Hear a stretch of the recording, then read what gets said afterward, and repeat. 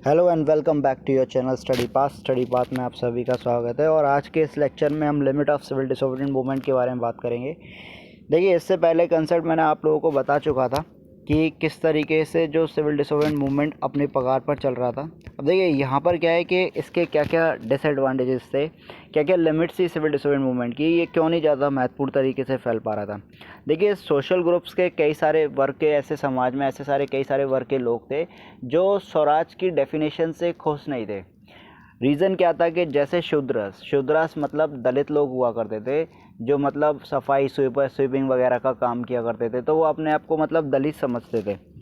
अब लोग जो सनातन धर्म मतलब जो हिंदू लोग थे, जो उनमें सबसे हायर कास्ट के बंदे हुआ करते थे, वो लोग इन लोगों को शूद्रास की कैटेगरीज में रखा करते थे। इनसे बोलते थे कि वो लोग अनटचेबल्स हैं। अनटचेबल्स आई मीन टू से कि वो लोग उनको छू नहीं सकते। अब देखिए, ऐसा क्या हुआ, जब स्वराज का कंसेप्ट आया, जब सिविल डिसोबीडिएंट मूवमेंट लॉन्च किया, तो महात्मा गांधी जी ने देखा कि जो लोग हैं, जो शूद्र लोग हैं, वो अपने आप को काफ़ी ज़्यादा ऑप्रेस्ड फील कर रहे थे, मतलब अपने आप को काफ़ी ज़्यादा दबावपूर्ण महसूस कर रहे थे। अब देखिए यहाँ पर क्या होता है कि जो कांग्रेस थे वो दलित को क्या कर रहे थे, इग्नोर कर रहे थे। दलित के बारे में बोल रहे थे कि यार हम लोग दलित को एक साथ अपने साथ इस सिविल डिसोबीडिएंट मूवमेंट में ले नहीं सकते, ना ही हम उनकी मांग को पूरी रख सकते। तो उन लोगों को ऐसा लग रहा था कि जो हाई कास्ट हिंदू हैं, जो दलित थे, उनको ऐसा लग रहा था कि जो हाई कास्ट हिंदू हैं वो उन लोगों को दबाने की कोशिश कर रहे हैं, वो उन लोगों को आगे बढ़ने की कगार पर नहीं आने दे रहे। तो महात्मा गांधी जी को पता था कि यदि अगर हम इन लोगों को आगे नहीं बढ़ाएंगे तो हम आने वाले 100 साल में भी स्वराज को पूरी कंप्लीट तरीके से अटेन नहीं कर पाएंगे, जब तक हम अनटचेबिलिटी को ख़त्म नहीं कर सकते। देखिए, अनटचेबिलिटी का मतलब होता है छुआछूत।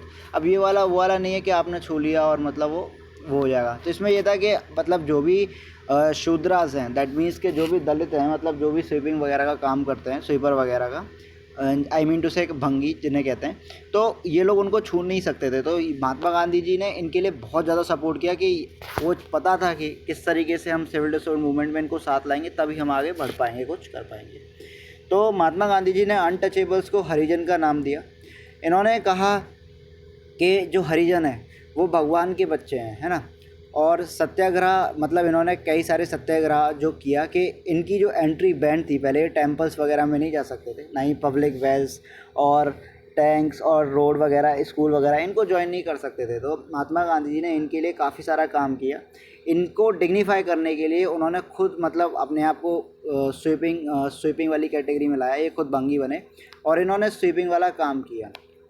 अब इन्होंने अपर कास्ट का माइंडसेट चेंज करने के लिए, अनटचेबिलिटी को ख़त्म करने के लिए इन्होंने ये इस तरीके का काम किया। लेकिन दलित लोगों को पता था कि हमारा पॉलिटिकल सोल्यूशन, जब तक हम राजनीतिक शासन के अंदर नहीं आएंगे, तब तक हमारी जो समुदाय के लोग हैं उनकी समस्या कभी ख़त्म नहीं हो सकती, क्योंकि पॉलिटिकल एस्पेक्ट पर इनका कोई रोल नहीं था। सिर्फ उसको जो डोमिनेट कर रहे थे, जो उसमें आ रहे थे, वो लोग कौन थे? सिर्फ और सिर्फ वो लोग थे जो हाई कास्ट हिंदू हुआ करते थे, जो सनातन धर्म के हुआ करते थे, और ये लोग सनातन धर्म में आया नहीं करते थे। अब यहाँ पर क्या हुआ कि ये जो लोग थे, इन लोगों ने डिमांड की कि साहब हमें भी रिजर्वेशन दो, एजुकेशनल इंस्टीट्यूशन, सेपरेट इलेक्टोरेट दो, मतलब हमारा खुद का एक अलग इलेक्टोरेट वोट होना चाहिए, जहाँ पर सिर्फ हमारे लोग ही खड़े होने चाहिए और सिर्फ हम अपने लोगों पर राज करें।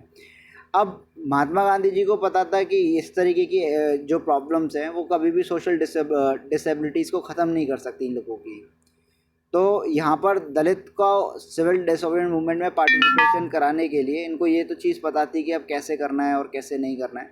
तो यहाँ पर जब उन्होंने सिविल डिसोबीडिएंट मूवमेंट लॉन्च किया था, तो महाराष्ट्र और नागपुर सेशन में सिर्फ इसी एरिया में ऑर्गेनाइजेशन जो थी, दलित पार्टिसिपेशन, जो दलित का सिविल डिसोबीडिएंट मूवमेंट में पार्टिसिपेशन था, सिर्फ महाराष्ट्र और नागपुर में था। अदरवाइज बाकी के जितने भी रीजन्स थे, उधर मतलब दलित का पार्टिसिपेशन बहुत कम था।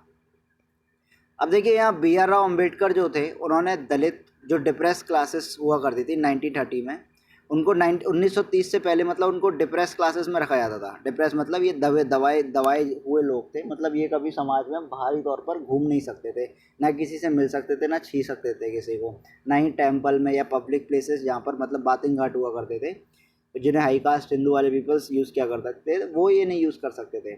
अब इनका क्लैश महात्मा गांधी जी के काफ़ी ज़्यादा हुआ। सेकेंड राउंड टेबल कॉन्फ्रेंस हुई, तो इन्होंने, जो BR राव अम्बेडकर जी थे, इन्होंने कहा कि हम दलित के लिए सेपरेट इलेक्टोरेट की डिमांड करते हैं, यानी कि हम एक अलग से इलेक्शन का इलेक्टोरेट बनाएंगे जिसमें सिर्फ और सिर्फ किन लोग खड़े होंगे जो डिप्रेस पीपल हैं, मतलब डिप्रेस समाज के वर्ग के लोग हैं, शूद्र पीपल हैं।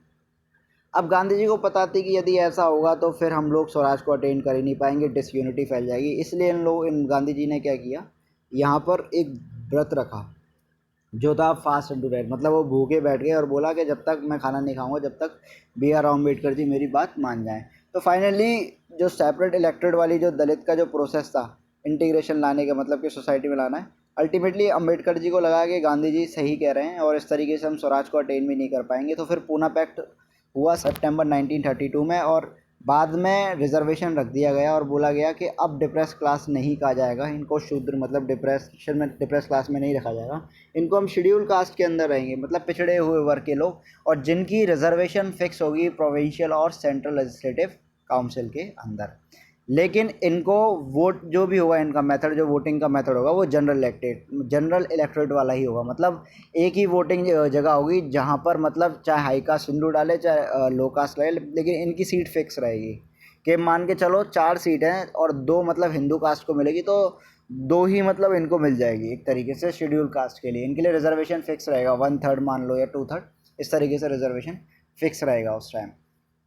अब देखिए जैसे इनको पूना पैक्ट जो था सितंबर का 1932 जो मोस्ट इम्पोर्टेंट है, जहाँ डिप्रेस्ड क्लास को शेड्यूल क्लास की कैटेगरी में रख दिया गया था, तो मुस्लिम की जो मोहम्मद अली जिन्ना थे उनको भी ऐसा लग रहा था कि चलो अब इनको रिजर्वेशन मिल गया तो फिर मुस्लिम पीपल्स को कौन देखेगा, उनको रिजर्वेशन किस तरीके से मिलेगा। तो उन्होंने भी मतलब थोड़ी सी तनातनी हो गई सिविल डिसोबीडिएंस मूवमेंट को लेकर महात्मा गांधी जी के साथ। उन्होंने कहा कि हम नॉन कोऑपरेशन खिलाफत मूवमेंट में जो मुस्लिम पीपल्स थे वो जब पार्टिसिपेशन हुआ तो उसमें काफ़ी ज़्यादा मुस्लिम पीपल्स ने पार्ट नहीं लिया था। तो 19वीं सेंचुरी में क्या हुआ कि उस टाइम पर बड़े बड़े नेशनलिस्ट ग्रुप बन गए थे जो कि हिंदू महासभा, मतलब हिंदू लोग ज़्यादा आ गए थे 1920 में, उनका सपोर्ट ज़्यादा बढ़ गया और उनका प्रोविंशियल और लेजिस्लेटिव काउंसिल में भी काफ़ी ज़्यादा मतलब संख्या में देखा जा रहा था। और मुस्लिम पीपल जो थे उन्हें माइनॉरिटी, मतलब उधर सीट ही नहीं थी उनके लिए, कुछ भी कोई मिल ही नहीं रहा था उनकी सीट्स को। तो उनको लगा कि अब हमारे साथ तो कुछ ना कुछ गलत हो रहा है और हमको किस तरीके से आगे बढ़ना है, तो हमें भी एक सेपरेट इलेक्टेड की डिमांड करनी चाहिए। अब कांग्रेस मुस्लिम लीग जो थी, कांग्रेस और मुस्लिम, उन्होंने रीनेगोशिएट किया 1927 में कि हम फिर से यूनिटी कर लेंगे, आपसी मतभेद को ख़त्म कर देंगे और हम कोशिश करेंगे कि जो मुस्लिम पीपल्स हैं उनकी रिप्रेजेंटेशन रहे। लेकिन जो मोहम्मद अली जिन्ना थे वो इस बात को लेकर सहमत नहीं थे। उन्होंने डिमांड किया कि हम सेपरेट इलेक्टेड जो है अलग से मुस्लिम के लिए वो लोग वो सारी चीज़ें रखेंगे। और मुस्लिम पीपल्स इस बात से भी एश्योर्ड थे कि हम रिजर्वेशन सीट की डिमांड करेंगे, रिप्रेजेंटेशन करेंगे। बंगाल और पंजाब के अंदर के जितनी भी पॉपुलेशन बंगाल पंजाब के अंदर है उतना ही हमें रिजर्वेशन वहाँ मिलेगा। लेकिन जो हिंदू महासभा थी जिसके जो मेन हेड थे MR जयकर, उन्होंने काफ़ी ज़्यादा बढ़ चढ़ कर मतलब ऑल पार्टी कॉन्फ्रेंस में जो कि 1928 में हुई उसका विरोध किया मोहम्मद अली जिन्ना। उन्होंने कहा नहीं, इस तरीके से तो नहीं हो सकता, हम रिजर्वेशन हर किसी के लिए नहीं रखेंगे। तो एक बार शेड्यूल कास्ट के लिए तो चलो रिजर्वेशन था, लेकिन मुस्लिम पीपल्स के लिए रिजर्वेशन नहीं रखेंगे। When the civil disobedience movement started, there was thus atmosphere of suspicion। अब देखिए यहाँ पर जब सिविल डिसोबीडिएंस मूवमेंट स्टार्टअप हुआ तो यहाँ पर एक बहुत ज़्यादा मतलब लोग शक के दायरे में आ गए थे। उन्होंने कहा कि मतलब आपसी में हिंदुओं में और मुस्लिम में मतलब एक शक सा पैदा हो गया कि अगर मान के चलो आने वाली जनरेशन में अगर हिंदू डोमिनेट करने लग गए तो फिर ये मुस्लिम पीपल्स को पूरी तरीके से बहिष्कार कर देंगे और उनको पूरी तरीके से उनके जो राइट्स हैं उनका वो हनन करेंगे। तो यहाँ पर जो मुस्लिम लीडर्स जैसे मोहम्मद अली जिन्ना और शौकत अली थे, तो मोहम्मद अली जिन्ना इस बात से लेकर सहमत नहीं थे। उनको ये डर था कि आने वाले टाइम पर हिंदू जो पीपल्स हैं वो डोमिनेट करना शुरू कर देंगे, मतलब राज करना शुरू कर देंगे और फाइनली उन लोगों को दबा देंगे। तो मेरा आज इसके साथ मेरा लेक्चर समाप्त होता है और अगले वाले लेक्चर में कोशिश करूँगा कि ये चैप्टर कंप्लीट हो जाए। तो आप अच्छे से पढ़िए और इसको समझिए। फिर भी यदि कोई आपको डाउट होता है तो आप मुझसे पूछ सकते हैं।